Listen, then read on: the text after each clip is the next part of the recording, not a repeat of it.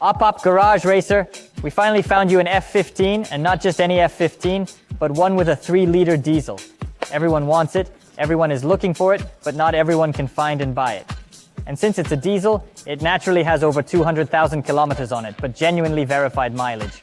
The owner has been driving it for a little over a year and a bit more than 20,000 kilometers.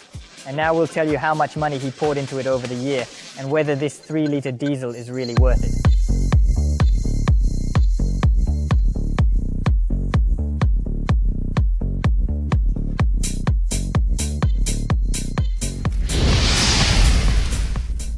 So here's our pretty X. By the way, this car is unique because it came from America but isn't a wreck.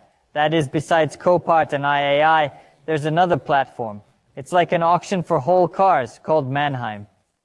And this car was bought from there. But the owner bought it in Ukraine, roughly speaking, kind of resold it when it was just brought in. By the way, the owner of this X previously owned an F25 with a 2-liter diesel. We filmed it on the channel. Here's the link. And he continued his diesel theme, his economical diesel theme, because back then the F25 covered, 70,000 in a year? 100 almost? 100,000 in a year? We were expecting this to be interesting content too, with 70,000 in a year, but damn, it ended up being just 21 or 22,000. But the owner continued his diesel theme and bought a 3-liter diesel, and you... Recording, right? By the way, did you check the Carfax for the car? Of course, definitely. Oh, you're saying you're against it. You're the first opponent. We sometimes film US cars here, basically. And this is the first opponent of US cars, so what? By no means I was the first, and who's against it, I can't. And I was only looking for... So you criticize the guys who ordered cars from the US? No, everyone has the right. Personally, for me, it was a matter of principle. You don't like that everything was clear? I just couldn't find this configuration with that engine and the features I wanted, either in Europe or here. Well, this is one of the reasons for ordering a car from the US. It definitely had to be whole. In short, Vitya doesn't like wrecks. The car is whole, it's whole on Carfax, and whole on Mannheim. In Ukraine, it's whole. In the end, the car is from 2014 with 192,000 kilometers on the clock. How much was it bought for? For something around 35. In short, we're asking you too many questions. Come here, let's go. Let the audience see it. Goodbye, get up, come here. By the way, that was about a year ago. And as for the 35,000, 35 and a half, you say it was the market price, but it wasn't the market price, you were bargaining. How much did the M55, for example, the popular one cost? Well, I was already looking, I was completely disappointed. I was even thinking of getting a gasoline one. But at the last moment. And what was on Autoria for diesels? Well, you bought a 3-liter diesel. What was on Autoria? The goal was a 3-liter diesel. Autoria, how did you come to this car? What was there? What options were available? Well, the options I wanted were 40 plus, and not all the features I wanted were there. For me, it was important to have comfortable seats. For me, the projection and 4 cameras were important. We'll have to get into the comfort seats, by the way. Projection, 4 cameras, comfortable seats. Well, most importantly, the 3-liter diesel. And what was also important for me, the most important thing was the condition. Absolutely perfect. It shouldn't be an American car, so you were already looking at Europeans, roughly speaking. So there were no choices there. The F25, I also only had Europeans. And how many cars like that were there in Kiev? Well, the ones with choices. There were up to 10 of them Ukraine, in there Ukraine were... like that. I see, that's disappointing. Oh, well, yes, I and see. they weren't in that configuration. 3-liter N55, quiet. Were you hinting at that? And how many N55s were there? So 50. I personally went to see about 5 of them. Well, around 5. I mean, to go and look, it was like this. Diesel fanatics, this is how you lose your virginity to gasoline. You all say diesel is power? Well, try to find and buy one. It's unreal. Where did you find that? You found it on an Autoria, didn't you? And how well was it listed for 40 plus? It popped up literally at 1 in the morning, and by 7 in the morning I was already there. Our story with reselling, how I'm looking for a 320 with a blown engine to install our engine in the build, seems like a child's play. This is definitely this is quite something. So if it weren't for you, it would have been taken. And what was the 100%, price? That's the price. 36,500, I think. So wait, a minute. you're saying this is a catch? I mean, because you were constantly hunting it? Well, you caught it, just like that. So the price of this car, roughly speaking, at that moment for that 40 plus? At that moment, for over 40, it was just that the person had circumstances that were mutually beneficial. You got caught. I took it right away. He wasn't trying to sell it for long because he doesn't deal with car sales. He got it for other purposes. So this is exactly the case of how resellers operate. They constantly monitor, and that's how they rise. Cheaper at the bottom of the market. Yeah, but this isn't a reseller case. This is pure passion. You must have been seriously fired up to monitor like that. The F25 just wasn't cutting it anymore. I insist. There was even a moment when I was looking at a 3-liter gasoline one and the rear fender had been welded, but just a little bit. And I thought, well, it's just a little bit, but thank God I gave up on that idea. That was a gasoline one and also a salvage. You just couldn't forgive everything. No.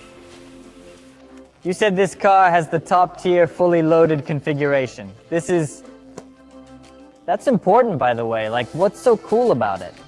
The projection was important to me, and I think that's pretty much a must-have for American cars.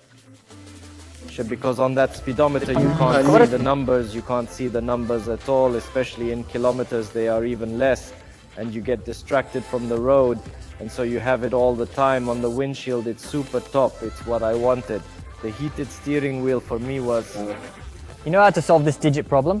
On the 2 Series, I've got electronic numbers on the bottom. It's bad down there, of course, and there's exactly numbers. I'm speeding down there, you can see everything. Yes, and now on the dial we have an LED display, and it immediately shows the European scale. Everything is clear, kilometers, no miles at all. By the way, you can also add that here. Well, I've made it to the comfortable backrest. We'll test how it works because look, there's a roll. It's electric. Let's show the backrest. So what other options? You mentioned 4 cameras. Do you mean Your a review 360 plus degree all view? these little features like door soft close, handle lighting, comfort access. Yes, that was super important to me. Comfort access? This was very important. When it glitches on the F15 3.0, I know what it's like on the 2 Series. When you just aim it like this, and everything happens at your command. The key doesn't even come out. You mentioned that you even have ventilation in the comfort seats. That's such a great option, I need to test it. By the way, is there a massage feature? Well, I've got one more thing now. It's missing an LED dashboard and an M Sport steering wheel. A nice chubby one like we put on the project drum. And even though we're here, I had to talk about the F15 with the 3-liter diesel. We should mention it a little bit because, judging by our spending lists, we probably won't mention it at all today. Here stands the N57 3-liter diesel. This is a descendant of the great almighty grandfather, Michael 57. We've got a video about Nikolai 57 on YouTube. Take a look. Now that we've mentioned him a little bit, we're going to take one look at him. Just once? Or we'll just forget about him? Yeah, one. Oh, wait. Oh, American. AdBlue. You mentioned that you disabled it. Damn, I didn't account for that in the expenses. That's tuning. Nicholas 57, 200,000. Timing chain, what's up? Is there a problem or not? No, it's fine. In general, okay, that's it. We're saying goodbye. We won't remember you today. Uh-oh. And we get to the most interesting part. How much potential owner of such an X5 will throw money for about a year or 22,000 kilometers of mileage? By the way, some filters and components are cheaper than the maintenance for the F25. I looked it up. You've had maintenance, by the way. There's 3 maintenance done here in that time. And the maintenance are $160 somewhere. This is about the price of F10 in short. That is, all the filters are even cheaper than F10. But here, by the way, you may not have changed all the filters. All of them. So there's cabin filters, air conditioning, internal decirculation, and then there's this. Yeah, It's with all of them, isn't it? There's 2 filters and there's 1. During this time, I've invested $1,150 in maintenance.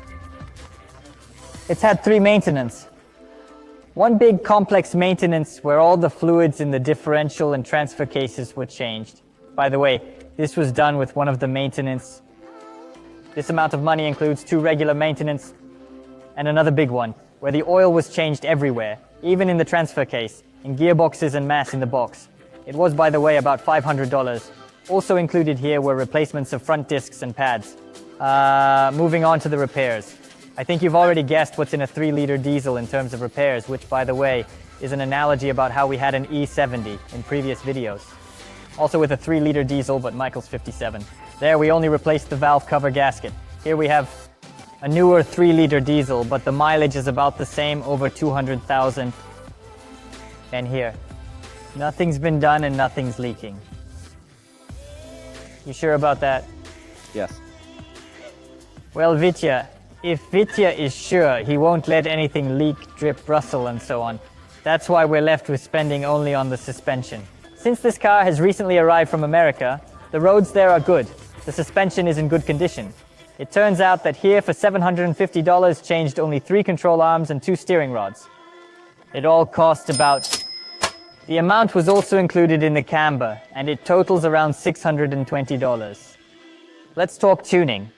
The tuning scale is currently empty, as no tuning has been done. We also added a column for other expenses. We included such a column in the review of the X6. The F15, also the same 3-liter diesel. And the spending here will be very similar and for a similar amount. What we've got here, expenses are $2,200. All the previous ones came to nothing.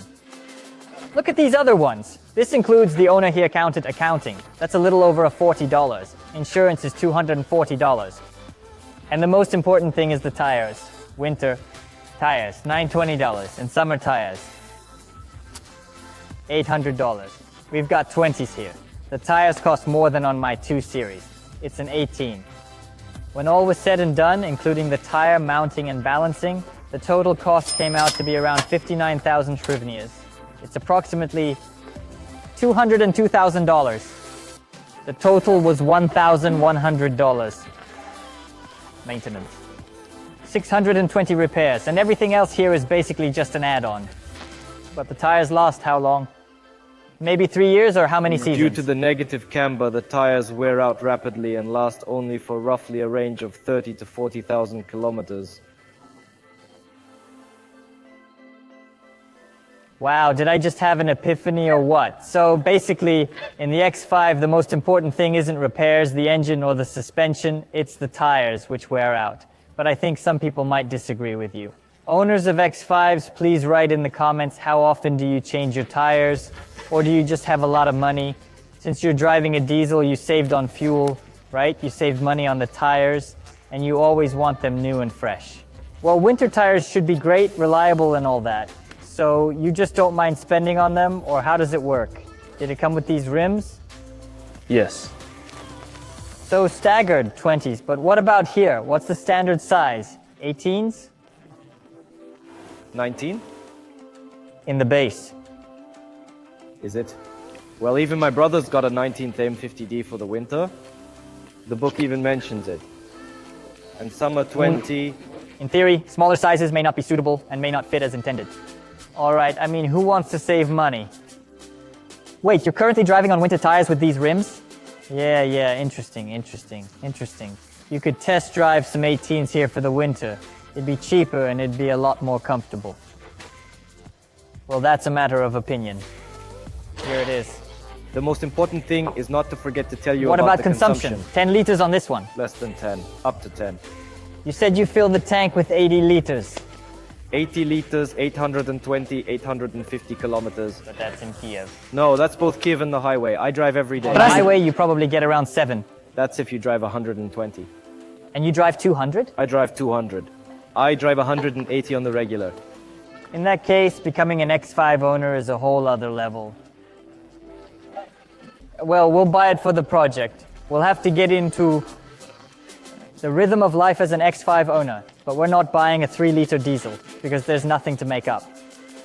This is going to be the most boring 3-liter diesel project ever. We'll buy some V8 4.4 liters, and we're going to try not to kill it. The owner says to tell you that the car is not to be feared at all, over 200 kilometers. By the way, if it looks like you're selling it now, you're selling it? Yes. Well, I'm not... Whoa. No, I haven't put it up for sale. To some of my people. Anyway, the car's not for sale. But the owner told me to tell you not to be afraid of the F15. They're worth a fair amount of money, relatively, as we're used to on our channel. That's F30 for 20 for 15, and F10 for 20, roughly speaking. These cars are 35 plus. We've just done the math on how much 1 kilometer is. So far, we're up to 22 hryvnia. A kilometer is 8 cents. It's comparable, well, a bit more expensive than the X6 back then. But I think it's because we've just had the maintenance done, which, roughly speaking, is done every 100,000 kilometers. That includes oil changes in the differentials, transfer case, and gearbox. It added up. And if, well, roughly speaking, you can still drive 100,000 and not do it. So we have similar spending to the X6 on a 3-liter diesel, similar to the F25 to the X3, when the 3-liter diesel was like this, and similar to F10, F30. I mean, they're not cheap at all, even on a car with 200,000 kilometers. How many kilometers? 215 almost. And it breaks down, well, less than an F10 gasoline car at over 100,000 kilometers, than F30 gasoline at over 100,000 kilometers. That is, of course, if you don't count the tires as consumables. Look, it's a bit incorrect to count like that because I did the maintenance after buying it and I didn't consider the previous mileage. I don't know when it was done or not done, so we should count not $800 but $1,100 because of the 3 maintenance. Got it? Well, yes. I did this one, I did this maintenance and I'm still driving it. You'll be able to drive them for, roughly speaking, what? 5,000, 8,000? It won't come off in that mileage. That's if nothing breaks. What's the point? From all our movements, it turns out that the car is profitable anyway. The car is trouble-free. That is, by the way, for the project, we look a little bit E70 something, sometimes F15 of some kind at the bottom of the market, maybe from America. You look, it seems that the mileage of E70 and F15 is the same. There are 200,000. But you look at the F15, it seems to be kind of fresher somehow. And it's less years old, and it seems like, what's the mileage? And you think, yeah, it's probably more reliable. And well, in fact, it is. That is, E70 already to this mileage, it is more outdated and rolled, most likely more in Ukraine. And it's worn out its suspension.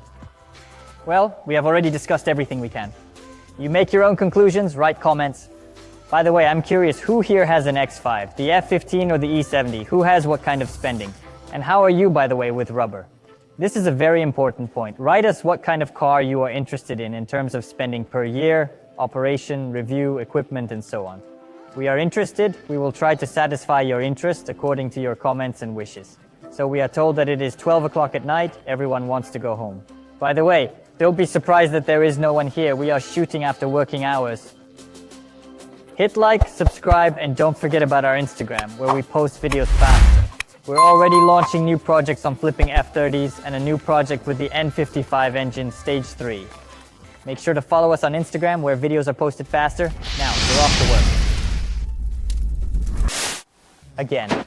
I came up with something else. Wait, I forgot, and I'm out of ideas. Fuck, he told me we learned how to shoot fast.